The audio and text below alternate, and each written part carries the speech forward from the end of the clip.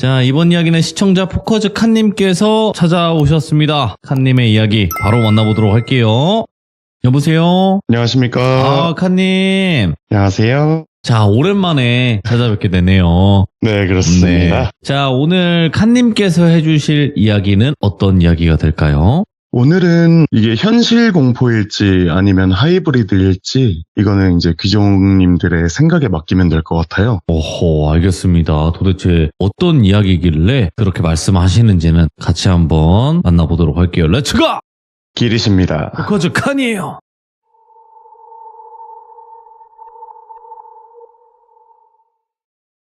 오늘 제가 들려드릴 이야기는 예.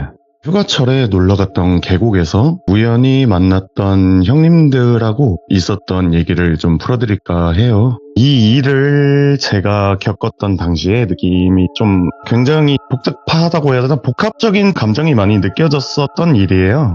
그래서 사실 그닥 이거는 꺼내고 싶지 않은 얘기였는데 그래도 용기를 내서 한번 들려드리도록 하겠습니다. 그때 당시에 이게 제가 한창 그 차박에 완전히 꽂혀 있어가지고 용품들도 엄청 사고 혼자 남들이 모르는 노지 같은 곳을 직접 막 발품을 팔아서 찾으러도 가고 거기서 또 이제 즉흥적으로 캠핑도 하고 차박도 하면서 그런 시간을 보내던 시기가 있었어요. 그날도 핸드폰으로 집에서 지도를 켜고 여기 어디 괜찮은 곳 없을까 하면서 물이 있지만 뭐 근처에 도심도 없고 굉장히 자연만 느껴지는 그러한 곳 위주로 찾아보면서 어디가 좋을까 어디를 가볼까 하면서 지도를 막 확대를 했다가 보다가 딱 눈에 들어오는 지형이 하나가 있는 거예요. 그래서 내가 여길 왜 못 봤지? 여기 가보면 엄청 괜찮을 것 같은데 생각을 하고 인터넷에 그곳을 검색을 해봤어요. 예. 그 주변이랑. 근데 여기가 막 찾아도 정보가 없더라고요. 그래서 딱 보고 여기다. 여기네. 오늘은 너로 정했다. 딱 하면서 바로 이제 짐 챙겨서 시동 걸고 그곳으로 향했죠. 그때 제가 그런 뭔가 요즘 말로 하면은 테토남스러움? 약간 그런 거를 좋아하던 시기였어요. 그래서 캠핑, 야생, 오프로드 이런 거를 되게 좋아했어서 가다가도 이제 포장도로도 더 이상 나오지 않고 풀들 막 나무 우거져 있는 비포장 도로들이 막 나오는데 그때 당시 어차피 차량도 오프로드 차량이겠다 한번 그냥 천천히 가보자 생각하고 막혀있는 곳이 있으면은 돌아서 뭐 길을 찾아서 가보기도 하고 또 이제 걸어갈 거리가 될 것 같으면 숲풀 같은 거 그냥 정글도도 따로 있었거든요. 그걸로 막 숲을 쳐내면서 이렇게 숲으로 여차저차 들어가면서 그 정확한 스팟인지 아닌지 모르겠는데 되게 좋은 스팟에 도착을 한 거예요. 근데 이게 딱 도착을 하고 나서 보니까 이게 진짜 예상보다도 진짜 너무 좋은 거예요. 차도 한두 대 주차할 만한 공간밖에 없고 계곡물은 딱 흐르면서 동그랗게 뭔가 탕처럼 동그랗게 공간을 형성하고 있고 나무 숲풀이 중간에 다 우거져 있고 나무도 크고 한데 딱 그 계곡 주변을 둘러싸기만 하고 동그랗게 하늘 쪽은 또 가리지 않는 거예요. 그래서 딱 보면서 여기는 밤에는 또 별들도 엄청 잘 보이겠다, 잘 보일 수 있겠다 싶을 정도로 캠핑하기에는 진짜 너무 최적의 환경이었어요. 그래서 딱 이따 저녁에 화로에 딱 불 피워두고 잔잔한 음악 딱 틀고 별 보면서 누워서 맥주 한 잔 딱 하면 좋겠다 하면서 설레더라고요. 그 생각을 가지고 바로 카텐트 차랑 연결을 해서 설치를 다 하고 화로대 또 이제 조리대 등등 막 이런 거 세팅을 완벽하게 제 사이트 앞에 해주고 네. 자 이제 다 했으니까 계곡 앞에 발 담그고 앉아서 잠깐 쉴까 하고 가고 있었어요. 그래서 앉아가지고 잠깐 발 담그고 그냥 바위에 앉아서 쉬고 있는데 근데 비가 그때부터 조금씩 내리기 시작하는 거예요 갑자기. 날씨에는 이런 거 없었는데 안 되겠네. 운치는 있겠지만 계곡에선 못 놀겠다 그냥 생각하고 딱 이제 제 차 쪽으로 다시 나오는데 그때 차량 한 대가 쫙 하고 들어오는 거예요. 그걸 딱 보고 그래 역시 그렇지 뭐 이렇게 좋은 스팟을 나만 발견할 리가 없지 생각하면서 몰래 아시는 사람들이 계시긴 한가 보네. 좀 아쉽긴 하다 생각하면서도 어차피 차박의 꽃은 저녁이니까 맞죠. 네, 그래서 그냥 카텐트에서 좀 쉬다 나와야겠다 생각하고 들어갔어요. 그렇게 안에 들어가서 영화 같은 거 그냥 패드로 틀어두고 혼자 누워가지고 대충 끼니 때우면서 맥주를 그냥 홀짝홀짝 마시고 있었어요. 근데 거기서 카텐트에 있다 보면 빗소리 다닥다닥 막 소리 들리잖아요. 네, 근데 그 소리를 뚫고 제 차 옆으로 누군가 다가오는 소리가 들리고 엄청 인자하면서 부드러운 목소리로 저기요? 하는 소리가 들려서 누구지? 하고 창문을 딱 열어보니까 중년 남성분이 딱 서 계시는 거예요. 그리고 그 창문 너머로 또 보니까 저 멀리에는 다른 중년 남성분도 계셨는데 그분은 간단하게만 자리를 세팅하고 계시더라고요. 그래서 일단 여기서 이제 저한테 말을 거신 분을 A 형님, 그리고 자리 잡던 분을 B 형님이라고 부르겠습니다.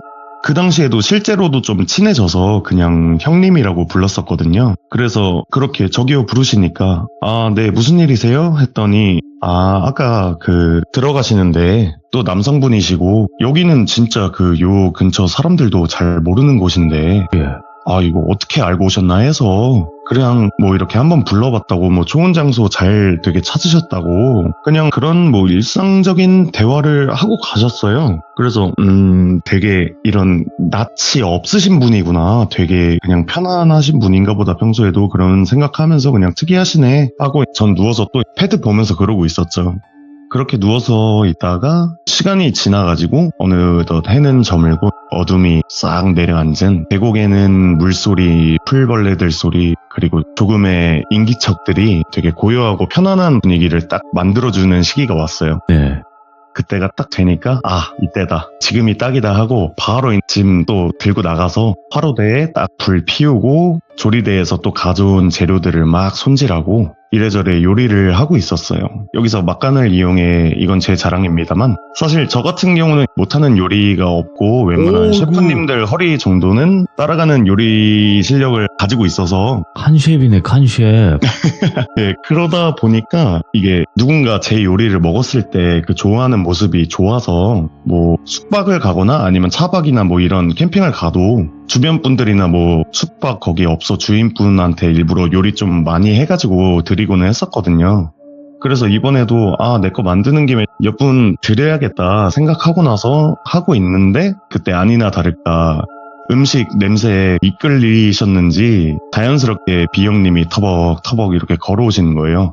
그래가지고 오셔가지고 뭘 만들길래 냄새가 이렇게 좋아요? 하셔가지고 딱 이거 요리하는 거 보여드리면서 이런 거 하고 있는데 혹시 괜찮으시면 같이 드실래요? 제가 그렇게 하니까 그래도 괜찮아요? 가만히 있자. 그럼 혹시 술은 해요? 그러고 물으시길래 그냥 제 거 차량 냉장고 열어서 보여드리면서 저 이거 다 먹기 전엔 안 갑니다 했더니 야 화끈한 친구네 너무 좋다고 하시면서 이런 안주에는 또 좋은 술이 있어야지 기다려봐요 하시더니 차에서 그래도 꽤 고가의 양주를 꺼내오셨어요.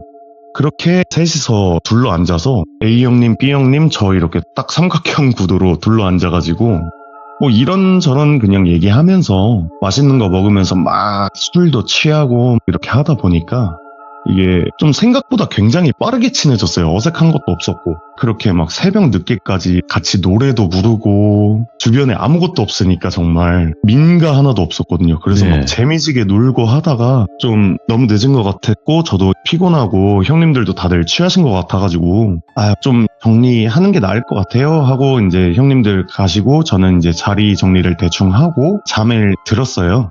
그러고 나서 날이 밝아가지고 완전 푹 자고 일어났는데 그때도 제가 이거 비 다 겠네 막 이러면서 개운하다 이러고 일어나서 이때도 다행인 게 제가 숙취가 없어요.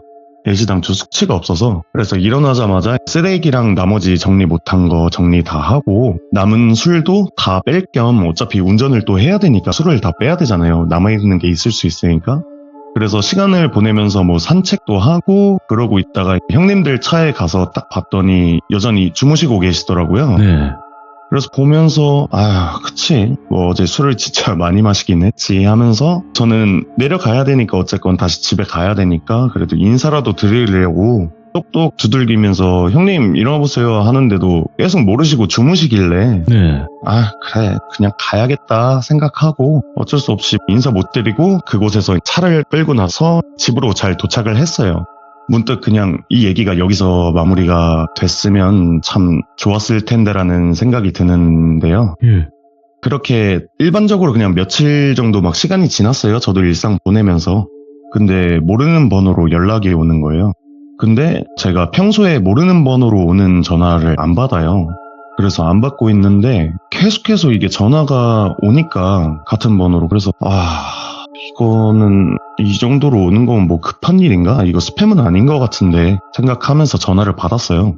그래서 전화를 딱 여보세요? 하고 받으니까 네, 칸씨 되시죠? 여기 돌비경찰서 똘비형사입니다. 하시면서 그날 거기 갔었는지 뭐 이런저런 것들을 물어보시면서 혹시 참고인 조사 나와주실 수 있냐고 하시길래 어쨌든 저는 지은 죄도 없고 딱히 이렇다 할 걸리는 것도 없이 되게 당당했기 때문에 예, 알겠습니다. 네, 바로 가겠습니다 하고 갔어요. 딱 도착을 해서 처음에 형사님하고 인사하고 뭐하고 막상 가서 여러 얘기를 나누는데 이게 점점 대화를 나눌수록 분위기가 조금씩 이상해지는 거예요. 이게 마치 제가 그 용의자로 의심을 받는 듯한 느낌의 대화가 계속 오가는 거예요. 그래서 듣다가 이게 안 될 것 같아서 저기요 형사님 정말 죄송하지만 혹시 제가 어떤 사건으로 지금 여기에 와 있는 건지 설명 좀 드릴 수 있을까요? 말씀하시는 거나 질문을 보면 제가 지금 마치 범인인 양 의심하시는 듯한 느낌인데 뭐 그날에 있었던 제가 뭐 결백하다 혹은 뭐 알리바이 증거 이런 게 있으면 의심 어차피 풀리지 않으시겠냐. 그러니 저도 솔직히 뭐라도 알고 이런 대우를 받는 게 맞지 않을까요? 라는 식으로 정확히 기억은 안 나지만 이런 비슷한 내용의 얘기를 했었어요, 제가. 그랬더니 형사님이 또 말씀하시기를 그렇게 느끼셨으면 죄송하다고. 근데 이게 방침상 저희도 참고인 신분에서는 제가 이렇다 할 사건 얘기를 알려드릴 수가 없다. 그리고 뭐 증거가 있다면은 우리 같은 경우는 그것만으로도 엄청 큰 도움이 되고 그리고 칸 씨에게도 좋고 우리 서로 좋을 거다 이런 식으로 말씀을 하셔서 네. 자세한 내막은 괜찮아요. 저는 괜찮으니까 무슨 일이냐 그것만 알고 싶다. 왜냐면 그때 주변에 뭐 민가가 있는 것도 아니고 아무것도 없고 당시에 A 형님, B 형님 그리고 저 이렇게 딱 셋만 있었네. 그 혹시 형님들한테 무슨 일 생긴 거예요? 이렇게 여쭤봤더니 하시고 혼자 골똘히 생각에 잠겨 계시더라고요. 그러더니 갑자기 저를 좀 이상하게 쳐다보는 거예요. 그리고 가만히 한 5분을 진짜 말을 안 하고 계속 이상하게 쳐다보고 계시니까 답답해가지고 답답하네 진짜. 아니 있는 그대로 말씀드린 거고 저는. 그리고 제가 아까 얘기했듯이 저는 증거 영상도 다 가지고 있고 뭐 알리바이 이런 거 제가 다 보여드릴게요 했더니 그러시냐고. 알겠다. 일단은 그러면은 나가서 좀 조용한 데 가서 얘기 좀 하자고 하시더라고요.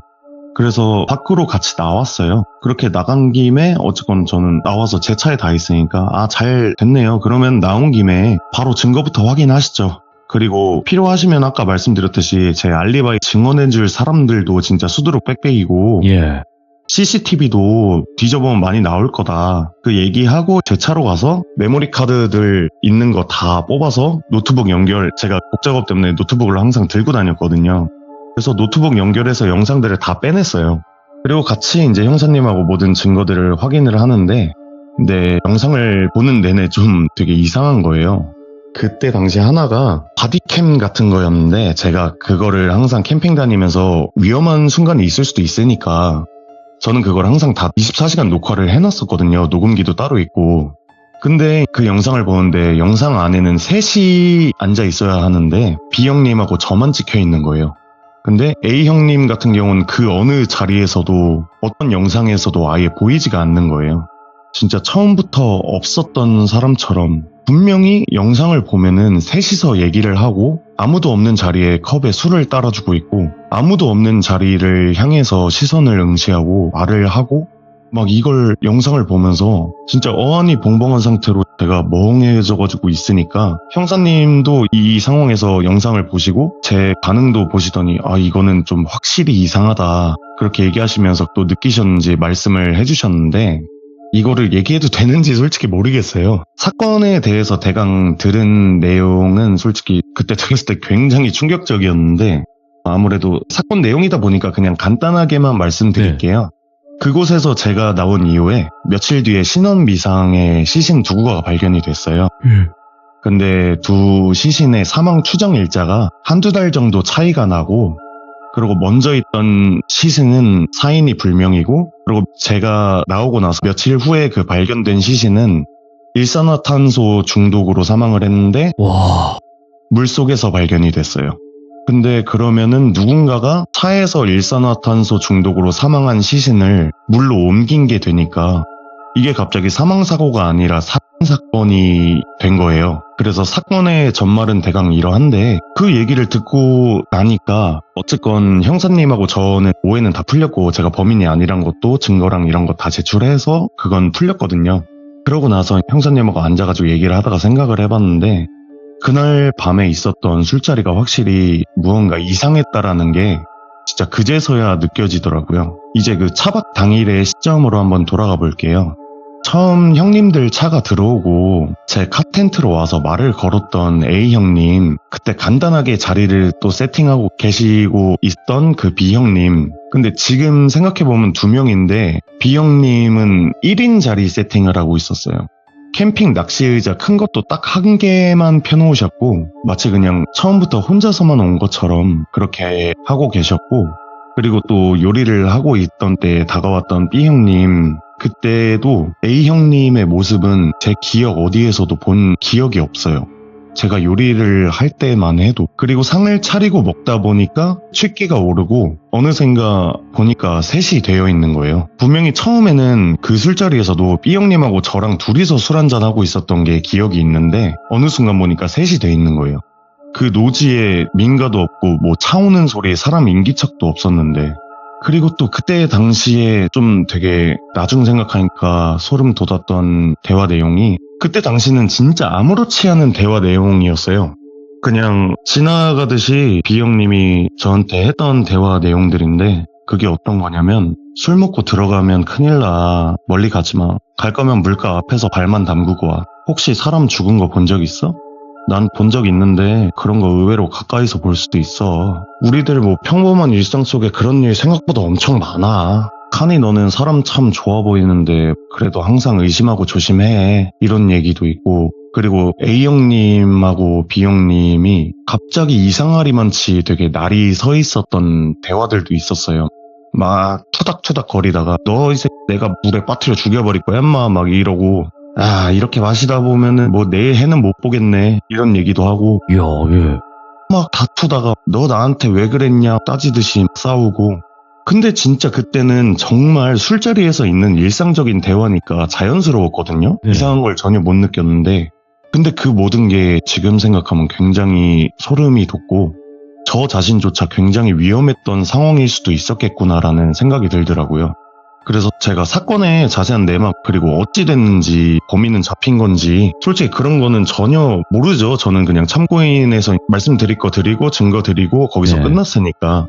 근데 제가 이거를 생각해보면서 개인적으로 한번 시나리오를 대강 만들어 보니까 이런 결론이 나오더라고요. 그냥 제 머릿속에서는. 그러니까 그 내용이 제가 생각했을 때는 B가 A를 차에서 일산화 중독으로 살해를 하고 그 계곡에 은폐를 한 거고, 그 장소를 확인을 하기 위해서 한두 달 뒤에 B가 다시 그 계곡을 찾아왔는데 그곳에서 제가 캠핑을 하고 있었던 상황이고, 그렇게 B는 긴장이 흐르는 상태로 자연스러운 척하는 차박 캠핑에 하루가 지나간 거고, 여기서 그게 B의 실수로 인한 사망사고인지 아니면 A의 영가가 계획을 해서 B의 차에서 본인이 살해당한 거랑 같은 방법으로 B의 숨을 멈추게 하고 물로 끌어들였다라는 생각이 드는데, 그리고 또 사망 추정일이 한두 달 차이면은 그게 A 형님이 살해당한 지가 49일이 지나기 전의 시간이었겠구나라는 생각이 들더라고요. 예. 그래서 만약에 그러면은 이거는 딱 생각을 했을 때 진짜로 누군가가 범인이 있다면 이건 현실 공포가 되고, 나는 사자와 같이 하룻밤을 술자리를 한 거였고, 와. 그게 아니라면 영가의 지시였다면 이것조차도 굉장히 무서운 상황이었겠구나. 나도 잘하면은 비가 온 그날 나도 같이 그 계곡물에 들어가 있을 수도 있었겠구나라는 예. 생각이 들더라고요. 어. 그래서 뭐 이런저런 생각이 나서 이런 얘기를 준비를 했고요. 이야. 네, 근데 진짜 이 얘기를 맞아요. 준비한 것도 어쩌면 저도 굉장히 다소 위험한 순간이었고 그럼요. 상황이었지만 뭐 그때 당시엔 진짜 아예 못 느꼈거든요. 되게 좋은 캠핑이었다. 아, 이번 차박 너무 재밌었다 생각을 하고 있다가 며칠 만에 그게 갑자기 그렇게 확 바뀌어버리니까 그래서 돌비님도 그렇고 기종님들도 그렇고 뭐 항상 평화롭고 되게 일상적인 그런 자연스러운 공간에서도 어느 정도의 그 긴장감은 가지고 계시는 게 좋겠다. 뭐 이런 생각이 들어서 그냥 이 얘기를 한번 준비를 해봤습니다. 네. 섬뜩하네요. 섬뜩해. 이것도 진짜 레전드다. 이거 뭔가 소름이 계속 쫙 이렇게 오네요. 아, 저도 진짜 좋았던 여행인데 그게 네. 며칠 만에 그렇게 바뀌니까 충격을 많이 받았었던 사건이죠. 야, 오늘 칸님께서 이 이야기를 안 해주셨다면 정말 한이 됐을 것 같다라는 생각도 들고, 왜냐면 이게 진짜 아까 말씀하신 것처럼 양쪽을 생각해봤을 때 다 무서운 거예요. 그쵸. 오, 이런 경우도 드물잖아요. 그렇죠. 그래서 처음에 말씀드린 게 귀족분들께서 생각하시는 대로 이야기가 끝맺음이 날 수 있을 것 같아서 현실 공포인지 아니면 뭐 영가인지 하이브리드인지 네. 네, 그거를 말씀드렸던 거예요. 오늘 또 이렇게 이야기를 들려주셔서 너무너무 감사드립니다. 진짜 칸맨입니다. 칸맨. 아, 감사합니다. 아유, 고맙습니다. 네, 감사합니다. 네. 네. 자, 이미 칸님의 이야기는 업로드가 되어 있습니다, 여러분들. 칸님은 포커즈라는 아이돌 그룹에서 칸이라는 예명으로 활동을 하신 아이돌 분이세요. 그래서 만약에 포커즈를 검색하셨을 때, 나 이 노래 알아! 나 이 그룹 알아! 하시는 분들도 분명히 계실 거라고 생각을 합니다. 근데 귀신을 느끼고 보기 때문에 굉장히 어릴 적부터 여러 가지 일들이 많았고, 그 연예계 활동을 할 때도 겪었었어요. 멤버분들과 함께. 그래서 그 영상은 이미 올라와 있습니다. 돌비 포커즈 칸이라고 검색하시면 절두산 그 아이돌 숙소 이야기부터 한번 꼭 들어보시는 게 어떨까 생각을 합니다. 시청해주신 모든 분들 감사드립니다. 고맙습니다.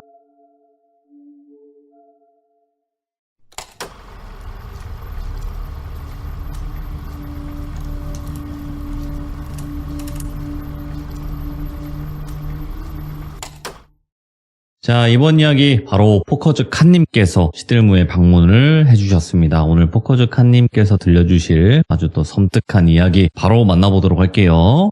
안녕하십니까. 오랜만에 봬요. 네, 오랜만에 아이고, 뵙습니다. 또 와주셔서 다시 한번 감사드립니다. 네, 제가 감사합니다. 네. 자, 오늘 칸님께서 이렇게 또 찾아와 주셨는데 오늘 해주실 이야기의 주제가 있을 것 네네. 같은데 또 시청자분들께 한번 이야기해 주시면 좋을 것 같아요. 오늘 주제 같은 경우는요. 네. 제가 이거를 언젠가 풀어야지 하고 있었는데 얼마 전에 오. 또 이제 친구한테 연락이 와서 그때 얘기를 하길래 마침 어차피 풀려고 했는데 잘 됐다 이 얘기 한번 해야겠다 해서 고등학교 때 얘기를 준비를 했어요. 알겠습니다. 칸님의 고등학교 시절은 어땠는지 바로 한번 들어보도록 하겠습니다. 렛츠고!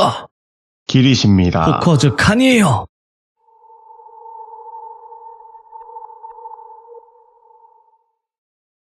이 이야기의 시점이 제가 고등학교 1학년 때였는데요. 얼마 전에 아까 말씀드렸듯이 고등학교 때 동기가 네. 인스타그램으로 DM이 온 거예요. 돌비 공포라디오 잘 보고 있다. 예. 너 근데 뭐 어릴 때 나 혼자 숨바꼭질 그것도 하지 않았었어? 이러고 DM이 온 거예요. 그러면서 그때 당시 너가 중계해주면서 문자하고 그렇게 했었잖아. 해서 내가 그때 중계도 했었구나 하면서 그래 이참에 어차피 하려고 했던 거 한번 들려드리자 생각이 들어서 준비를 하게 됐어요. 근데 이게 제가 알기로는 이게 분신사바처럼 우리나라에서 좀 잘못된 방법으로 시행을 하고 있더라고요. 예. 근데 이게 분신사바도 그렇고 이 놀이도 처음 시작된 곳이 제가 알기로는 일본인데 그 일본에서 나 혼자 숨바꼭질을 히토리 카쿠렌보라는 놀이로 얘기를 해요. 들어봤다. 예. 그래서 이거를 우리나라에서는 직역을 해서 그냥 나 혼자 숨바꼭질이라는 말로 해석을 해서 사용을 하더라고요. 근데 저는 이때 당시에 이 강령술의 시작점이 된 곳이 일본이다 보니까 일본의 언어로 한번 제대로 해보고 싶다는 생각이 그 당시에 좀 들었어서 그때도 저는 이거를 일본어로 했어요. 정확하게 다 찾아보고 해서. 근데 이거를 행할 때 당시에 제 생각도 좀 어땠냐면 여러 사이트에 굉장히 많이 올라와 있잖아요. 그렇기 때문에 이거를 보면서 그냥 반신반의하면서 에이, 이거 뭐 평소에도 그냥 지나다니면서 연가들도 보고 하는데 굳이 이런 걸 한다고 내가 특정 연가를 부르고 뭐 이런 게 이게 되겠어? 하면서 그런 생각을 가지면서 어쨌건 저도 이 놀이를 실행을 했었어요. 근데 일단 준비 단계야 사실상 인터넷에 워낙에 많고 맞죠. 돌고 있기 때문에, 그리고 또 이게 귀족분들도 굳이 이거 시도조차도 저는 안 하셨으면 하기 때문에 준비 과정은 제가 이야기에 담지 않고 따르고 얘기 진행을 할 거예요. 이 놀이를 안 믿으시는 분들이 대다수라고 생각을 하지만 저는 이게 굉장히 위험한 강령술이다라고 생각을 하고 있기 때문에 오. 네, 절대 시도도 안 하셨으면 좋겠고요. 그리고 혹시 만약 시도를 하셨더라도 이거 하나만은 꼭 아시고 절대로 안 하셨으면 하는 게, 제가 부탁드리고 싶은 게 있어요. 절대로 그 어떤 피건 동물이건 아니면 본인의 피는 절대로 무슨 일이 있어도 이건 절대 사용하셔서는 안 되는 것 같아요. 어유 정말 중요한 거예요. 이건 뭔가 피해 계약 아니야 이거. 네, 그래서 본 스토리로 제대로 들어가 보면요. 이미 앞에서 설명했던 생략한 모든 준비는 다 마친 상태였어요. 그렇게 집의 모든 불빛들이 다 차단된 상태에서 인형을 제 앞쪽에 두고 칼을 집어들고 사정없이 인형을 찔렀어요. 그리고 나서 칼을 인형 옆에 두고 되게 어둡지만 익숙한 집안을 더듬거리면서 제 방으로 가서 문을 잠그고 옷장 안에 숨으려고 했어요. 근데 그 당시에 저 같은 경우는 귀신을 이렇게 무서워하지도 않았고 너무 자주 봐서 익숙했고 나름대로 좀 호기심도 있고 재미도 있었던 상황이어서 이 옷장은 너무 뻔하다는 생각이 딱 들어서 그냥 이거 책상 쪽에 의자를 빼고 그 위에다가 이불 같은 큰 걸로 덮고 다시 의자를 넣으면서 그 안으로 들어가서 숨어보자 라고 생각을 하고 안에 책상 밑으로 들어가서 숨었어요. 그렇게 시간이 슬슬 지나가면서 기다리는데 계속 무슨 소리 안 들리나 이러면서 반응을 살피면서 친구들이랑 문자를 이어나갔어요. 그렇게 이불을 덮어두고 책상 아래에 그러고 있으면서 생각보다 문자도 되게 오래 하고 했는데 이게 정말 그 아래에 있으면 공기도 엄청 답답해지고 땀도 나고 엄청 더워요. 그러고 있으면은 그렇게 한참 있는데 덥고 답답하고 하니까 정말 아무런 반응도 없고 해서 이거는 너무 덥다, 안 되겠다, 그냥 나가자, 이거 역시나 그냥 사기네 이거 생각을 하면서 그만하려고 의자를 딱 밀어냈어요. 근데 그러면서 의자를 밀어내면 위에 있는 이불이 스르르 내려가면서 떨어질 거 아니에요. 그 떨어지면서 보이는데 불빛이 보이는 거예요. 그래서 순간 이게 뭐지? 하는 중에 이불이 완전히 바닥으로 툭 떨어졌는데 그 바로 앞에 보이는 문 틈으로 빛이 이렇게 안으로 새어 들어오고 있는 거예요. 근데 여기서 든 생각이 빛은 내가 차단 다 하지 않았나? 어둡게 했던 것 같은데? 이거 달빛이더라도 저렇게 막 색상이 변하는 빛이 생기지는 않을 건데 생각을 하고 책상 아래서 나와서 문 쪽으로 저벅저벅 조심히 걸어갔어요. 그렇게 걸어가서 문에 귀를 가져다 대보니까 굉장히 익숙한 소리가 들리고 TV가 켜져 있는 것 같더라고요. 근데 여기서 또 문제가, 그때 든 생각이 그 당시에는 이게 굉장히 헷갈리더라고요. 내가 TV를 켜놨었나? 아닌가 안 켜고 했나? 이게 왜냐면 이 놀이를 한 후기들 중에 인터넷에 워낙에 많다 보니까 그 후기들 중에서도 어떤 후기는 켜고 해야 된다, 어떤 후기는 아예 빛이 없이 안 켜고 해야 된다, 엄청 다양했거든요. 그래서 순간 내가 어떻게 했지? 헷갈려서 이거를 어떻게 해야 되지? 고민을 하면서 있다가 가만히 그냥 소리 안 내고 그대로 귀를 대고 서 있었는데 갑자기 뚝 하고 TV가 꺼지면서 방에 희미하게 들어오던 모든 빛이 탁 사라지면서 다시 어둠과 이 정적이 쫙 흐르는 거예요. 그 순간 정말 고요했고, 근데 이게 평상시 같으면은 만약에 제가 TV를 켜놓고 이 놀이를 시작을 했다고 하면은 시간이 지나면서 TV는 어느 정도 시간이 지나면 자동 종료가 되잖아요. 맞아요. 채널을 안 누르면 그랬을 수도 있겠다라고 생각을 할 수도 있는데 그때 당시는 그런 생각조차도 안 들었었어요. 그래서 순간 갑자기 TV가 탁 꺼지니까 이게 뭐지 하면서 주춤하면서 저도 모르게 뒤로 팔이 엉켜서 넘어졌어요. 탁 넘어지는 순간 갑자기 다다다다 하면서 소리가 막 들리면서 무언가가 제 그 앞에 문 쪽으로 달려오는 소리처럼 점점 막 커지는 거예요. 그러더니 막 문 두들기면서 미치겠다 미치겠다 미치겠다 와타시가 미치겠다 시네 시네 시네 막 이러면서 뭐. 막 문이 뽑힐 듯이 흔들리면서 쾅쾅쾅쾅 거리면서 문이 막 흔들리는 거예요. 그걸 보자마자 내가 생각한 건 이게 아닌데 일단은 비방을 준비해 놨던 것들이 있으니까 정말 그때 다 준비했거든요. 소금, 묵주, 십자가, 소금물, 술 진짜 비방이 될 만한 것들은 전부 다 문 앞에다가 가져다 주고 소금으로 결계에 동그랗게 쳐놓고 인터넷에서 봤던 대로 소금물을 입에 머금으라고 하더라고요. 그래서 입에 머금고 그렇게 숨을 한참 참고 있으니까 다행히 어느샌가 다시 고요한 정적이 찾아오는 거예요. 조용해져가지고 그렇게 잠시 숨 좀 고르면서 앉아있는데 이게 소금물을 입안에 오래 머금고 있으면은 이게 너무 짜서 슬슬 볼이 막 따가워지는 거예요. 예. 그래서 이거 나가긴 나가야 되는데 지금 못 버틸 것 같은데 일단은 그래 정신 차리고 이거 얼른 나가자 생각을 하고 그때 당시 진짜 정신도 막 몽롱하고 볼은 따갑고 막 되게 이상했거든요. 그렇게 해서 가가지고 문을 되게 살짝 작은 힘으로 똑똑똑 이렇게 방문을 두들겼어요. 혹시라도 다시 올 수도 있으니까. 근데 다행히도 별일이 없이 그대로 고요하더라고요. 적막하고. 그래서 다행이다 생각하면서 주변을 막 두리번거리면서 문을 쓱 열고 인형을 놔뒀던 곳으로 향했어요.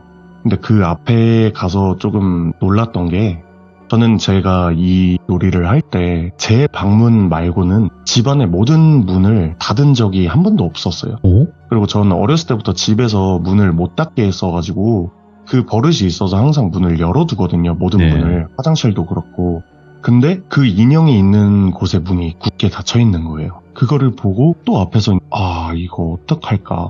내가 분명히 닫은 건 아닌 것 같은데 이거 어떡할까 고민을 하다가 아니다 일단 이거 얼른 빨리 끝내야겠다라는 생각이 굉장히 더 컸기 때문에 그냥 무언가가 튀어나오면 그냥 발로 차버려야겠다 이런 생각하면서 신발장으로 가가지고 그냥 손에 잡히는 신발을 일단 신었어요. 신고 다시 화장실 그 문 앞으로 가서 서가지고 문고리를 잡고 힘을 제 쪽으로 끌어당기면서 소리가 날 수도 있으니까 엄청 천천히 아주 천천히 돌렸어요. 그러면서 문을 확 열고 들어갔는데 다행히 아무것도 튀어나오지 않는 거예요 안에. 그래서 됐다 이러고 인형이 있던 곳으로 시선을 돌리면서 딱 한 걸음 들어선 순간에 소리와 함께 제가 아래를 봤더니 분명히 이게 위에 올려져 있어야 할 그 칼이 신발 제 앞코 쪽을 뚫고 들어와서 발가락 앞쪽이 되게 베인 느낌처럼 아픈 거예요. 그래서 그 순간 베인 것 같은데 그러고 신발 바로 벗고 불을 딱 켰어요. 불을 딱 켰는데 발가락 끝에서 이게 피가 한두 방울씩 뚝뚝 떨어지고 있는 거예요. 근데 그때 제가 더 소름이 돋았던 게 그때 제 발 바로 아래에 그 인형이 있었는데 그 인형 입으로 피가 떨어지고 있는 게 보이는 거예요. 그때 분명히 제가 칼도 인형도 제 허리 정도 오는 곳에 세면대 쪽에 올려져 있었는데 이게 바닥에 있는 거예요. 그거를 딱 생각하면서 보는 순간 어떡하지 이거 진짜 큰일 나겠는데? 이거 빨리 끝내지 않으면은 진짜 무슨 일이 생길지도 모르겠다 생각을 하면서 인형을 그 비방 준비해둔 소금물에 아예 담궈버리고 그리고 십자가로 막 찌르고 묵주 같은 것도 같이 그 통에 넣어버리면서 인터넷에서 봤던 주문을 진짜 몇 번이고 외쳤어요. 거기서 와타시노 카치, 와타시노 카치, 와타시노 카치, 뭐 5월이다. 이렇게 하면서 계속 일본어로 그 마지막 놀이 끝날 때 하는 주문을 계속 외쳤거든요. 그러고 나서 그 대야를 그대로 들고 공터로 들고 나간 다음에 일부러 놀이하기 전에 준비하라고 했던 게 있었는데 그게 라이터 기름이었어요. 그래서 그 인형을 꺼낸 다음에 그 위에 바로 라이터 기름을 인형에 다 뿌리고 그 자리에서 바로 불 붙여가지고 인형을 태워버렸어요.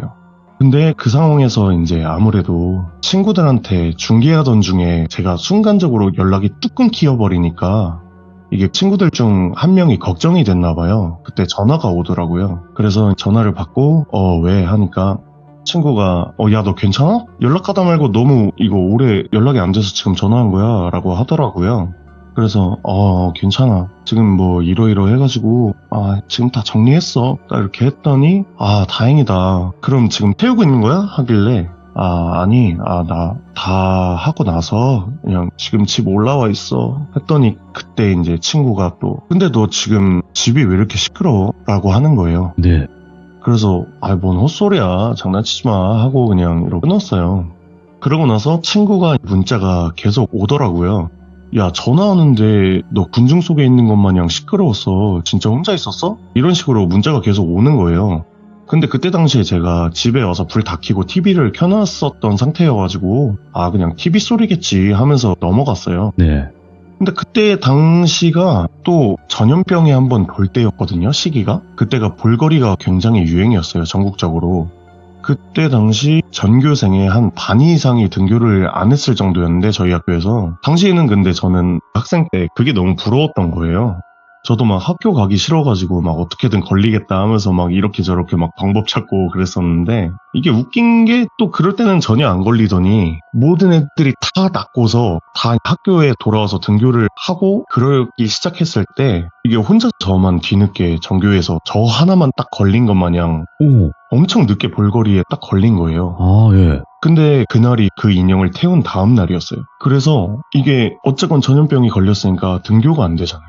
근데 어쨌건 그 다음날 집에서 누워있는데 이게 몸이 너무 안 좋은 거예요. 계속 어지럽고 열이 너무 나는 것 같고 토하고 계속 그런 상태니까 막 이거 되게 이상하네. 이거 왜 이래 하면서 몇 시간을 그렇게 집에서 버티다가 정신을 잃었어요. 제가 기절을 했어요. 그러다가 딱 눈을 떴는데 구급대원들이 다 와 있고 저를 차로 옮기고 있는 거예요. 구급차로. 근데 이게 제가 살면서 그런 적이 처음이었는데 눈 앞에 있는 모든 게 아지랑이 비듯이 보이고 엄청 몽롱하고 초점 자체가 눈이 맞춰지지가 않더라고요.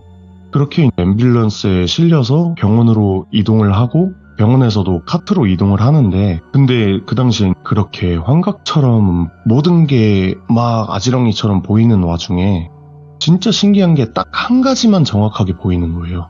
그 당시에 제 시점으로 말씀을 드리자면 어지러워.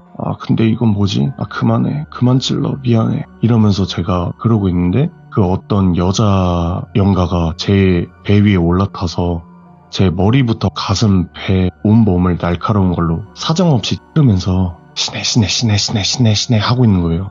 근데 이게 시내라는 게 죽으라는 얘기거든요. 근데 그렇게 어쨌건 그 상태로 응급실로 갔고 진단을 받은 게 열이 올랐더라고요. 그 당시에 의사 선생님 말도 기억이 나는 게 뇌가 녹을 뻔했대요, 그때. 예. 그러면서 그 단계에서 조금만 더 갔으면 바로 즉사를 했다고 하더라고요. 그래서 어쨌건 볼거리 진단이 나왔고 그렇게 진단을 받고 전염병이다 보니까 1인실로 이제 입원을 했어요. 그렇게 입원 첫날에 뭐 다행인지 아닌지 실신을 했고 의식을 잃은 상태로 하루가 지났어요. 그렇게 둘째 날이 됐고 제 온몸에 여기저기에 얼음팩들이 엄청 붙어져 있고 호흡기 달고 있고 막 이런데 혈압 관리를 해주러 간호사분이 이제 들어오신 거예요. 오셔가지고 막 이것저것 물어보시면서 네. 막 혈압도 재주시고 얼음팩 갈아주시고 그럼 다 됐으니까 이따가 또 몇 시에 한번 혈압 재러 올게요 하시면서 가시는 거예요. 그렇게 가시다가 문 앞에 갑자기 우뚝 딱 서더니 그대로 서 계시는 거예요. 그래서 딱 보다 왜 그러세요? 무슨 일 있어요? 제가 이렇게 말씀드렸더니 아무 말 없이 정적이 계속 흐르다가 느닷없이 이 180도 드드드드드드드 하면서 돌아가더니 저를 보면서 시내 하더니 제 쪽으로 달려와서 또 품에서 주사기를 꺼내서 제 몸을 마구 찔러대는 거예요.